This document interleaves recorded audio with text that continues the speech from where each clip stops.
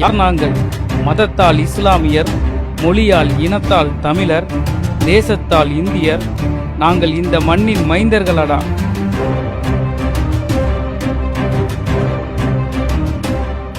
எண்பதுகளின் துவக்கத்திலிருந்தும் 90களின் மத்தியில் வரை ஆளும் வர்க்கத்திற்கும் அடக்குமுறையாளர்களுக்கும் தூக்கம் கெடுத்த சிம்ம சொற்பனம்.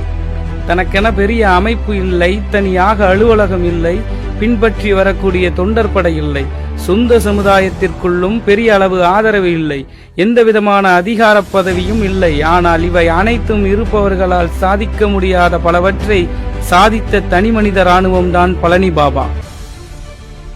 1950ஆம் வருடம் நவம்பர் 14ஆம் தேதி முகமது அலி கதிஜா பிபி தம்பதியருக்கு இரண்டாவது மகனாக பிறந்தார் அகமது அலி எனும் பழனி பாபா.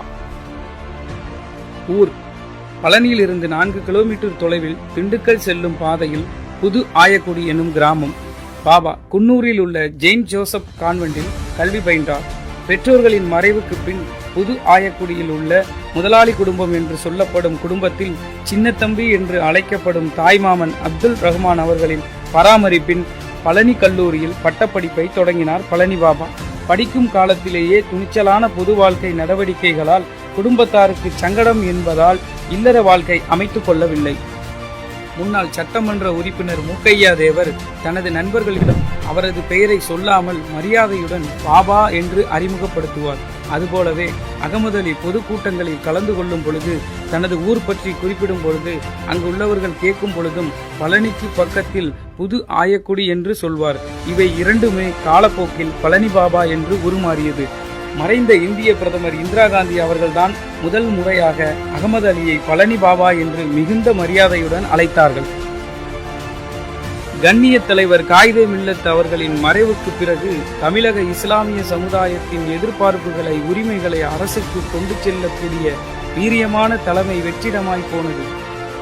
முஸ்லிம்களுக்கு எதிராக சங்க பரிவாரங்கள் தங்களது கட்டுக்கதைகளை கட்டவிழ்த்து விட்ட போது தட்டி கேட்க யாருமே இல்லையா என்ற ஏக்க பொறுமல்கள் முஸ்லிம் சமுதாய சாமானிய மக்களிடம் பரவி வந்த பொழுது தனது வீரமான உரைகளால் தமிழக முஸ்லிம்களுக்கு, குறிப்பாக இளைஞர்களுக்கு தைரியமூட்டியவர் பழனி பாபா. நாங்கள் கைபர் போலன் கணவாய் வழியாக ஆடு மாடுகளை ஓட்டிக்கொண்டு இந்திய தேசத்திற்குள் அத்துமீறி நுழைந்த கூட்டமல்ல, இந்த மண்ணின் மைந்தர்கள். ஆரிய அடிமைத்தனத்தில் இருந்து எம் மக்களை மீட்டெடுக்க இஸ்லாம் என்கின்ற மார்க்கத்தை தான் நாங்கள் இறக்குமதி செய்து கொண்டோம். மாறாக நாங்களே இறக்குமதி செய்யப்பட்ட மக்கள் அல்ல என வீரியமாக முழங்கி இஸ்லாமிய மக்களின் இந்திய பற்றை பறைசாற்றியவர் பழனி பாபா. செல்வ செழிப்பான குடும்பத்தில் பிறந்திட்ட போதும் தன்னை சுற்றி நடக்கும் அநீதி கண்டு வெகுண்டெழுந்து சுகபோக வாழ்க்கையை துறந்தவர். முஸ்லிம்களுக்கு எதிராக பின்னப்படும் சதி வலைகளுக்கு சொந்தக்காரர் யார் என்பதை துல்லியமாக கண்டறிந்து களமாடினார் பழனி பாபா. ஆம், பார்ப்பனியம் மட்டும் முஸ்லிம்களுக்கு எதிரி, ஆரியம் மட்டுமே முஸ்லிம்களை இந்த நாட்டின் வெகுஜன மக்களிடமிருந்து பிரித்தாளக்கூடிய சூழ்ச்சிகளை முன்னெடுக்கிறது என்பதை பாமர மக்களும் அறியும் வண்ணம் அழகாக தனது பாணியில் எடுத்துரைத்தார். விளைவு, பார்ப்பனர்கள் தவிர்த்து தமிழர்கள் பழனி பாபாவை ஏற்றுக்கொள்ள துவங்கினார்.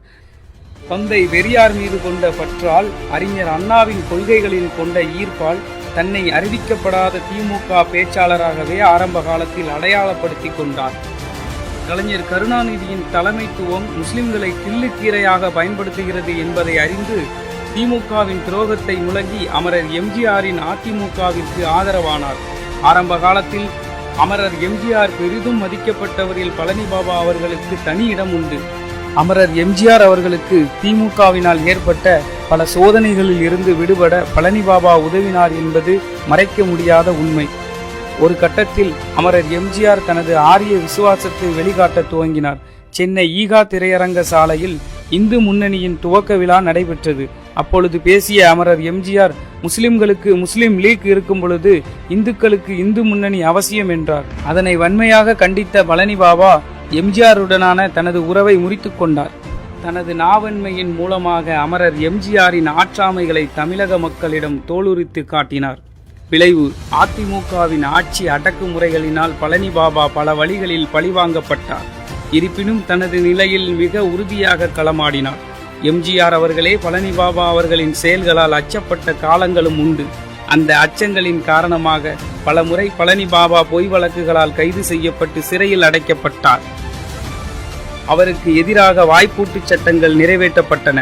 அரசு அலுவலகங்களுக்கு பழனி பாபா நுழைய அனுமதி மறுக்கப்பட்டது. எந்த சூழலிலும் தனது போர்க்குணத்தை இழக்காத பழனி பாபா எவருடனும் சமரசம் இல்லாத வீரத்தால் முஸ்லிம்கள் மட்டுமல்லாது ஏனைய பிற்படுத்தப்பட்ட தாழ்த்தப்பட்ட சமூக மக்களால் பெரிதும் ஈர்க்கப்பட்டார். திமுகவின் துரோகம், அதிமுகவின் நம்பிக்கை மோசடி இவற்றை முறியடிக்க பிற்படுத்தப்பட்ட தாழ்த்தப்பட்ட மக்களுடன் கைகோர்த்தார். அவ்வேளையில் அண்ணர் அம்பேத்கரையும் தந்தை பெரியாரையும் அரசியல் குறியீடாக கொண்டு களமிறங்கிய மருத்துவர் ராமதாஸ் பழனி பாபா அவர்களின் முழுமையான அன்பை பெற்றார். மருத்துவர் ராமதாஸ் அவர்களால் முன்மொழியப்பட்ட தாழ்த்தப்பட்ட பிற்படுத்தப்பட்ட மக்களின் அரசியல் பழனி பாபா அவர்களை வெகுவாக கவர்ந்தது. வடக்கே வன்னியர்கள், தெற்கே தேவேந்திரர்கள், பரவி வாழும் முஸ்லிம்கள் இணைந்தால் ஆட்சியையும் அதிகாரத்தையும் நம்மால் கைப்பற்ற முடியும் என்று பாட்டாளி மக்கள் கட்சி கொள்கை பிரகடனம் செய்தது. பழனி பாபா அவர்கள் தான் முன்பை விடவும் வீரியமாக பாமகவின் வளர்ச்சிக்கு களமாடினார்.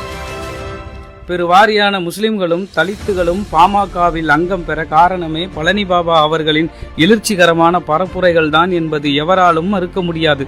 பழனி பாபா தனது மார்க்கத்தில் தெளிவான நிலைப்பாடு கொண்டவர். எத்தகைய கடவுள் மறுப்பு கூட்டமானாலும் இஸ்லாத்தின் புனித தன்மையை எடுத்துச் சொல்ல தயங்கியதில்லை. ஆனால் ஒரு குறுகிய வட்டத்திற்குள் தன்னையும் தனது சமூகத்தையும் அடைத்துக் கொள்ள அவர் ஒருபோதும் விரும்பியதில்லை. நாம் வாழக்கூடிய நாட்டில் வெகுஜன மக்களுடன் கலந்து புரிந்துணர்வுடன் அதே வேளையில் இஸ்லாமிய கோட்பாடுகளில் எவ்வித சமரசத்திற்கும் இடமில்லாமல் வாழ அரசியல், பொருளாதாரம் போன்ற துறைகளில் முக்கியத்துவம் பெறக்கூடிய வழிமுறைகளை கற்றுத்தந்தவர் பழனி பாபா. சமஸ்கிருத மொழியின் முகமூடியில் பார்ப்பனர் இல்லாத மக்கள் எப்படியெல்லாம் கீழ்த்தனமாக நடத்தப்படுகிறார்கள், பார்ப்பனர்களால் பிறப்பால் வளர்ப்பால் அசிங்கப்படுத்தப்படுகிறார்கள் என்பதையெல்லாம் பட்டியலிட்டு பகிரங்கப்படுத்தியவர் பழனி பாபா என்பது மறைக்கப்பட்ட உண்மை. தாழ்த்தப்பட்ட மக்களின் சமூக விடுதலைக்காகவும் மறுக்கப்பட்ட அவர்களின் உரிமைக்காகவும் எவ்வித எதிர்பார்ப்புகளும் இல்லாமல் செயல்பட்ட பழனி பாபா அவர்களால் ஈர்க்கப்பட்டுதான் சான் பாண்டியன், பசுபதி பாண்டியன் போன்றவர்களெல்லாம் பாமகவில் இணைந்தார்கள். வழக்கப்படியே பாமகவும் பழனி பாபாவுக்கு இல்லை. முஸ்லிம்களுக்கும் தாழ்த்தப்பட்ட மக்களுக்கும் துரோகம் இழைத்தது. எப்பொழுதும் இல்லாத வகையில் கவலை கொண்டார். காரணம், பாமகவை திமுகவை அதிமுகவை விட அதிகமாக நம்பினார். ஆனால் பாமக இந்துத்துவ சக்திகளுடன் நட்பு கொண்டது.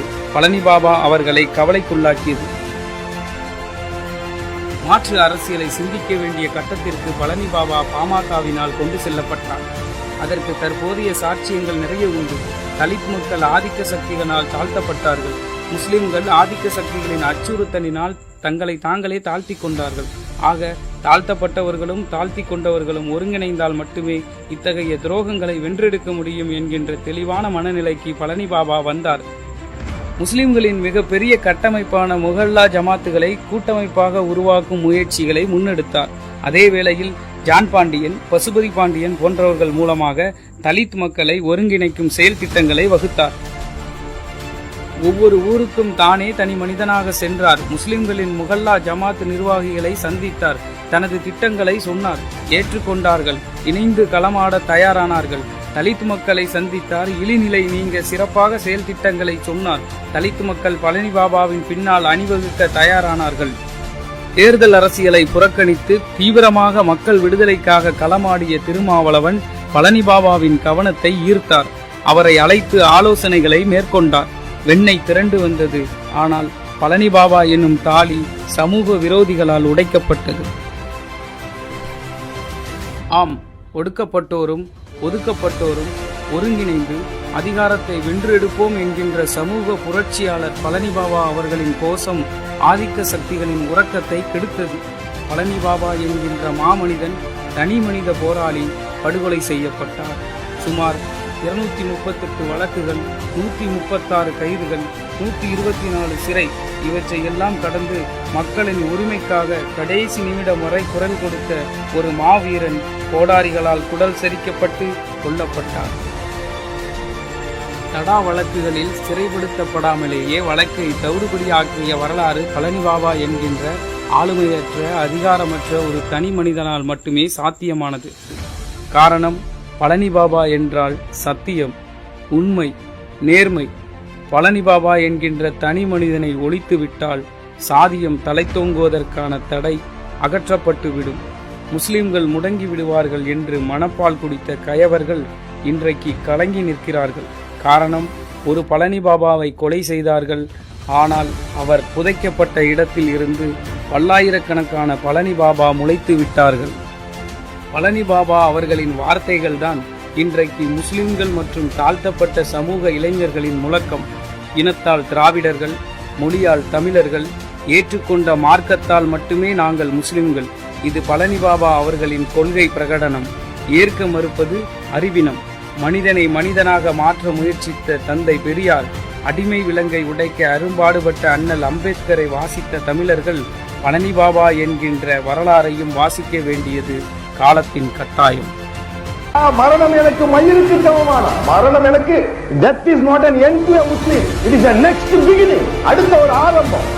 நான் மரணத்தை நோக்கி நடந்து கொண்டிருக்கின்றவன். எனக்கு கவலை இல்லை. இந்த உலக வாழ்க்கையை பார்க்க வேண்டிய அவசியமே இல்லை. மறுமையில் எனக்கு கிடைக்கும். இன்று இங்கு வெயில் என்றால் ஜெயில் என்றால் மறுமையில் எனக்கு வெயில் என்று என்றோ பச்சை குழந்தையிலேயே என் தாய் எனக்கு பாலிலேயே ஊட்டிய உணர்வடா.